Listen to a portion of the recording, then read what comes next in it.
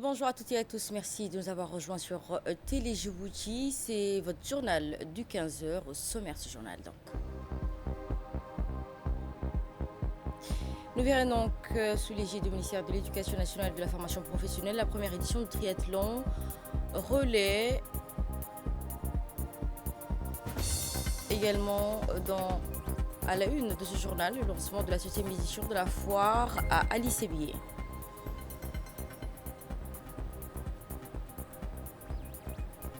Et de la nous en Tanzanie pour l'inauguration de la plus grande usine de panneaux solaires africains.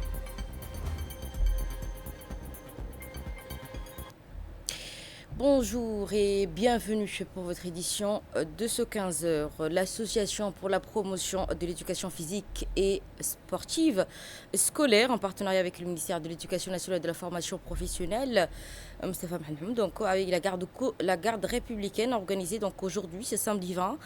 La première édition de triathlon relais scolaire et militaire sur la plage de Héron, événement sportif d'envergure nationale qui marque donc une étape importante dans la promotion du sport et les valeurs citoyennes de Djibouti. Dès les premières heures de la matinée, la plage de Héron a accueilli un public nombreux ainsi que de nombreux participants issus des collèges, des lycées, des forces armées nationales, mais aussi des pays amis. Dans une ambiance donc à la fois sportive, conviviale et solennelle, présidée par le ministre de l'Éducation nationale et de la formation professionnelle, Moustapha Mohamed Mahmoud. La cérémonie s'est déroulée en présence du chef de corps des institutions militaires et des enseignants d'éducation physique, membres de l'APS, témoignant de l'importance accordée à cette initiative. La compétition qui a débuté par l'épreuve de natation, suivie de cyclisme avant de s'achever par la course à pied, conformément aux règles de triathlon. La participation s'est enchaînée donc avec des épreuves sans interruption, faisant preuve d'endurance, de stratégie, de détermination sous les encouragements constants d'un public. Les épreuves scolaires donc ont été se sont ouvertes ce matin avec la participation des élèves des lycées, notamment donc des lycées de Kessel, les départs ont été donnés sous la supervision du comité organisation dans un strict respect des règles de sécurité. À l'issue des compétitions scolaires, les participants ont franchi la ligne d'arrivée sous les applaudissements du public avant de laisser place aux épreuves militaires.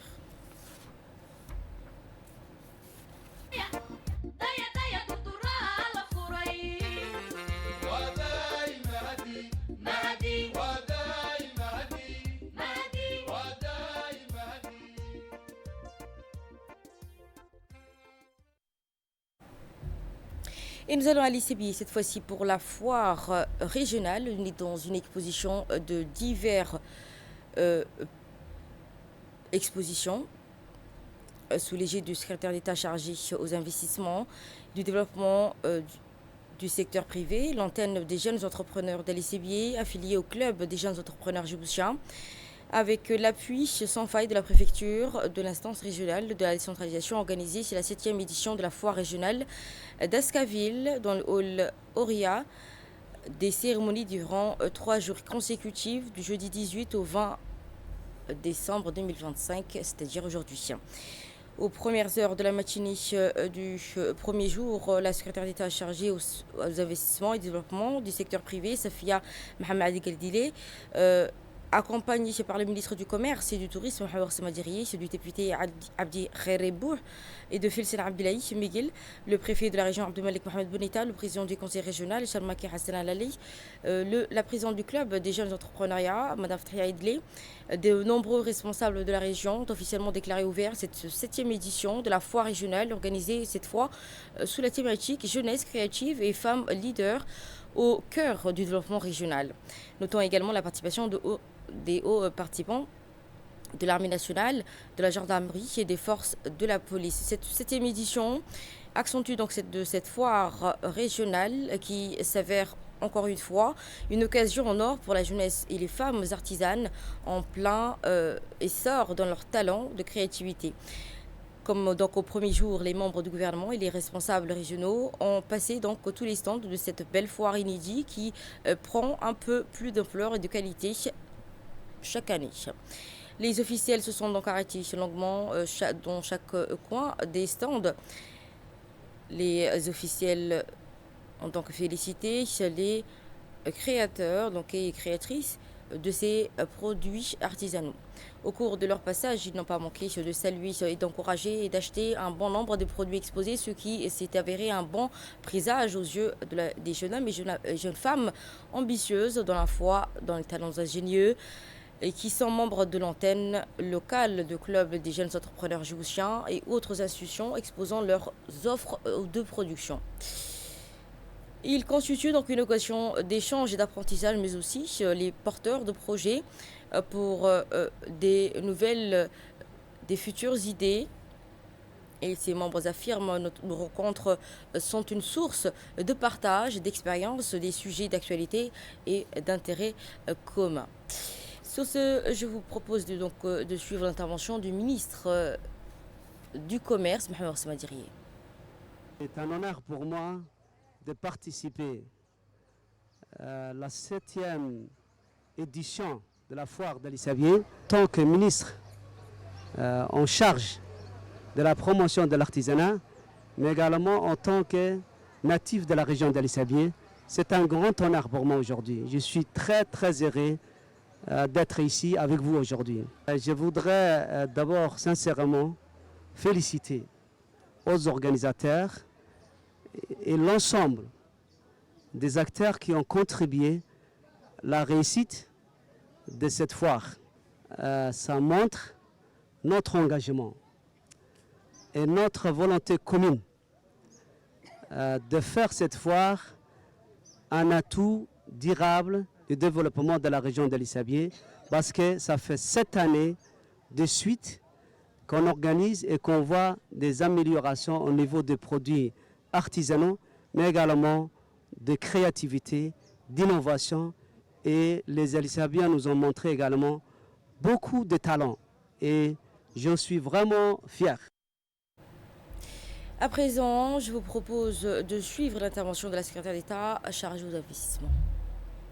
D'être aujourd'hui, ce matin, auprès du secteur privé d'Ali Sabié, qui aujourd'hui nous a montré son savoir-faire, sa motivation, sa production.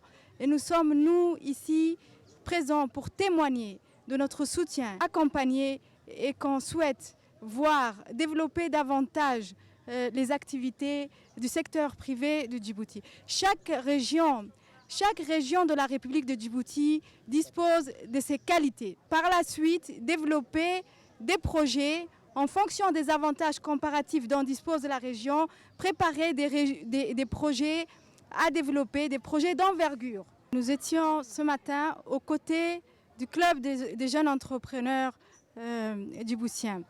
Il est important aussi d'adresser un message aux investisseurs djiboutiens et non djiboutiens pour leur dire qu'avec l'Éthiopie et la Somalie, c'est un avantage énorme pour vous. Elle a également des matières premières en quantité importante qui permet de développer des grandes usines pour produire des produits de BTP. C'est un avantage pour vous. L'agriculture aussi, elle a des terres arables en quantité. L'eau est disponible en abondance. Et c'est des opportunités énormes pour vous de vous installer à Ali Sabié et de développer des grands projets. Et d'Ali Sabié, on part à Obok après l'étape de Gorangar, le secrétaire d'État chargé au sport, Hassan Mohamed Kamil, accompagné d'une délégation ministérielle du préfet de la région, du président du conseil régional, ont procédé donc à l'inauguration officielle de la plateforme Omnisport de Daliaf. Cette réalisation s'inscrit dans la dynamique de développement des infrastructures sportives de proximité. La délégation comprenait notamment la secrétaire d'État chargée au département, Mme Khadija Ibrahim Idriss, du directeur de la région, ainsi que le directeur adjoint de l'Agence nationale de la promotion des sports. À leur arrivée à Daliaf, le secrétaire et sa délégation ont été accueillis par les autorités administratives et locales en présence d'une population fortement mobilisée pour l'occasion. La cérémonie a été marquée par une coupure du ruban et le dévoilement de la plaque inaugurale, suivie de la visite de cette nouvelle plateforme sportive Dans son intervention, le secrétaire d'État a rappelé que cette réalisation s'inscrit dans la politique du gouvernement à appuyer donc la jeunesse djiboutienne. La cérémonie s'est achevée par une ambiance conviviale marquée par des échanges avec la jeunesse djiboutienne de cette localité, illustrant donc l'importance accordée au sport de proximité.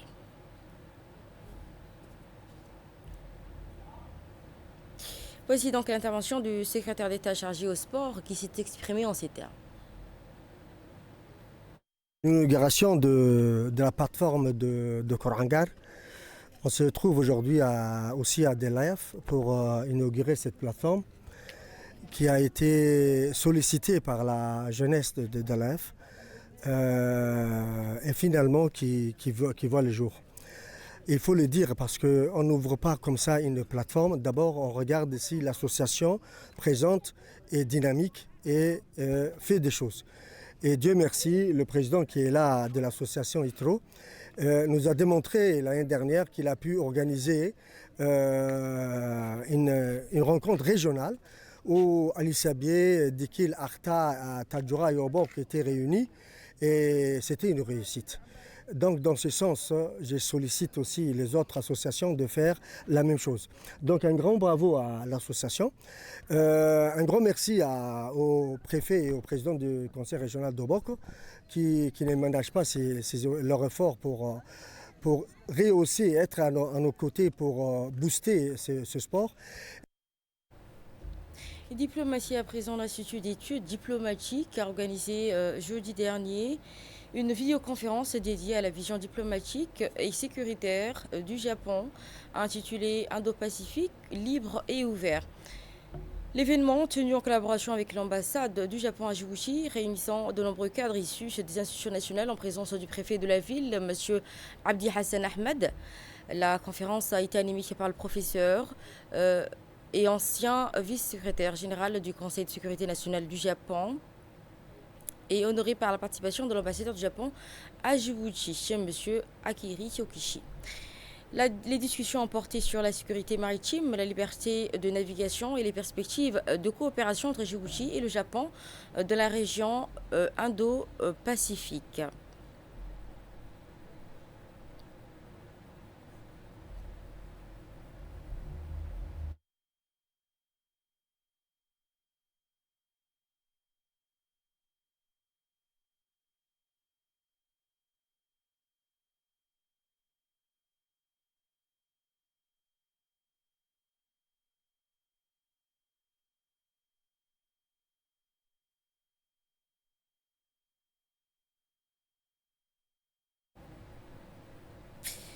Voici donc l'extrait, les propos de l'ambassadeur du Japon à Djibouti.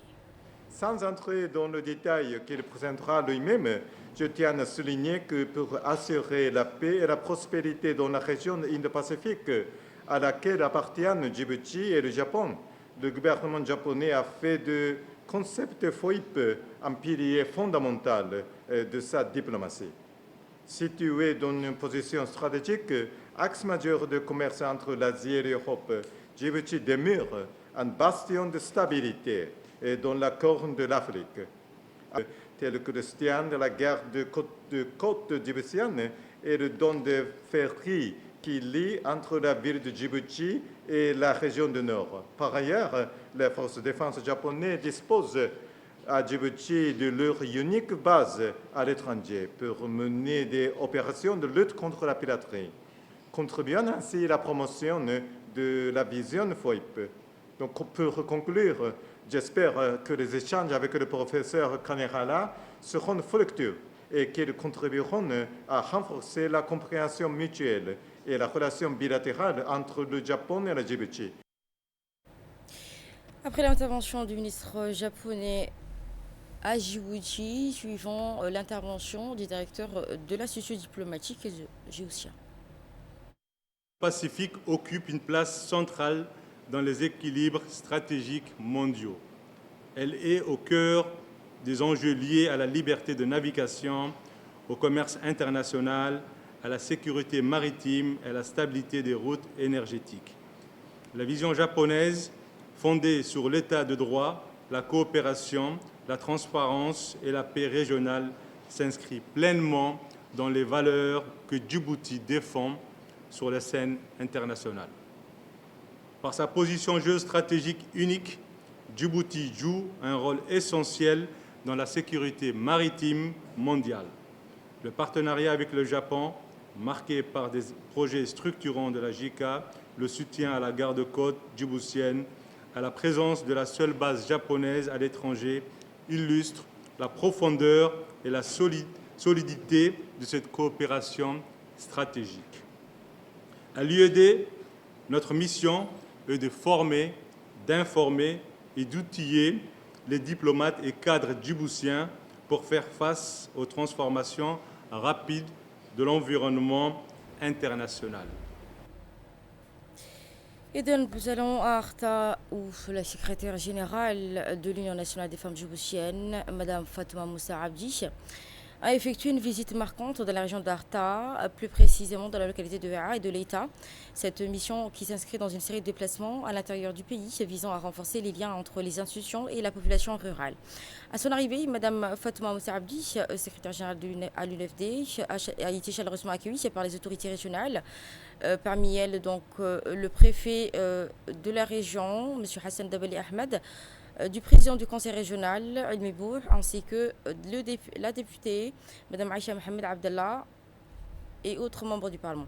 Ces échanges initiaux ont permis de poser donc les bases de cette journée dédiée à l'écoute, à l'action concrète, dans ce cadre convivial, entouré de représentants locaux et de résidents enthousiastes. La secrétaire a souligné l'importance de cette visite pour mieux comprendre les défis quotidiens de ces habitants de Arta et de l'État.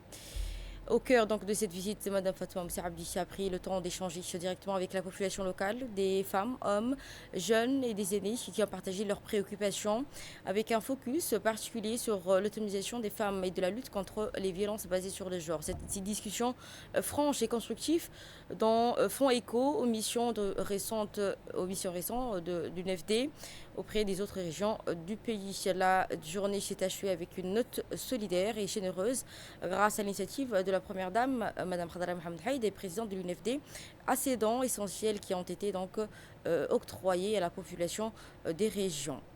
En outre, donc, des kits de moulins à blé ont été offerts aux femmes de ces régions.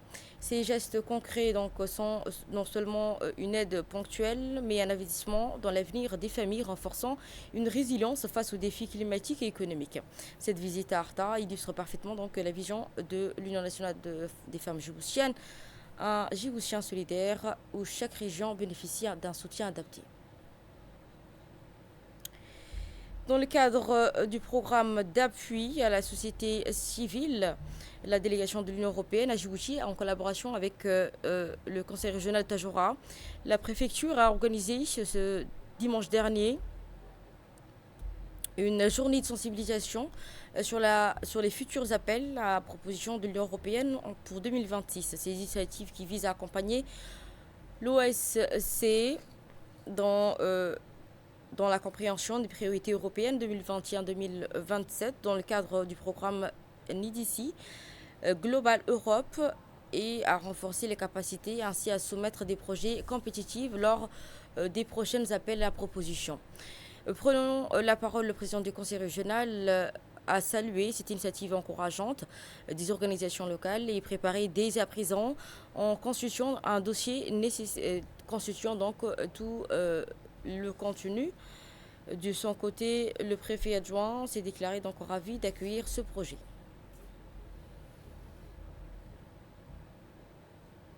Sensibiliser pour dire qu'il y a une nouvelle politique de l'Union européenne qui va travailler sur des thématiques sectorielles qui sont importantes. Nous allons balayer comment vous, association de la région de Tadjoura, vous pourrez prendre des initiatives et proposer des projets. Suivez à présent l'intervention du président du conseil régional à l'issue de cette rencontre. L'objet de cette journée, c'est de vous sensibiliser et vous former sur comment présenter ces projets d'intérêt régional pour que vous puissiez vous imprégner et pour que vous puissiez aussi faire des projets concrets sur le terrain. Les associations, ce sont des partenaires au niveau du conseil régional vraiment très importants, parce que vous pouvez drainer de l'argent comme toute autre entité. Mais ce qu'il faut aussi, c'est le sérieux et monter des projets d'être des partenaires. Mais à une condition, à ce que vous soyez sérieux, à ce que vous avez présenté sur les papiers soit concrétisé sur le terrain. Et dans cette démarche, nous sommes prêts à vous soutenir, à travailler aussi avec vous. Les partenaires sont là aussi, c'est leur raison de présence aujourd'hui. Donc je compte sur vous pour que vous en profitiez et que pour que aussi, Inch'Allah, à l'avenir, une association m'invite pour dire voilà ce que j'ai fait. C'est ça que nous attendons. Pensez plus à ce que vous allez réaliser sur le terrain. J'insiste dessus. Surtout des projets pérennes. Et nous terminons donc à Djikil, dans le CI de lutte contre tout ce qui peut nuire à l'économie djiboutienne dans le cadre de lutte dans la contrebande sous le commandement du chef de douane du Djikil, Moussa Omar Moussa, l'unité du détachement de la police nationale des pêches dans les régions contre la poursuite de contrebande en collaboration avec les éléments de la douane du Djikil. Ces derniers ont saisi hier matin un lot important de quettes provenant de l'Éthiopie à travers les localités de Bandora. Ce lot de quettes constituait 24 colis de quettes de 100 paquets chacun, soit 2400 paquets à une valeur de 1 200 100 francs. Djibouti. Ce lot a été donc immédiatement saisi et brûlé. Tanzanie illustre donc cette nouvelle étape historique vers l'industrialisation verte avec l'inauguration de la plus grande usine de panneaux solaires d'Afrique. Et Tanzanie qui marque donc un tournant majeur dans son parcours économique, environnemental, avec l'inauguration de plus grandes usines de fabrication de panneaux solaires en Afrique, implantées dans la région de Pani, à l'est du pays, dans cette installation industrielle qui représente un investissement estimé à 300 millions de dollars, illustrant donc l'ambition nationale d'accélérer la transition vers une économie verte et durable sur le continent africain. Ce projet qui s'inscrit dans la stratégie de diversification industrielle du pays vise donc à renforcer l'utilisation de l'énergie renouvelable, en particulier solaire, afin de réduire la dépendance aux ressources énergétiques conventionnelles. Cela reflète la position de Tanzanie donc à éviter donc de polluer la terre. Merci à vous de nous avoir suivis. Merci à l'équipe de la régie. C'est le journal de la rédaction. Portez-vous bien.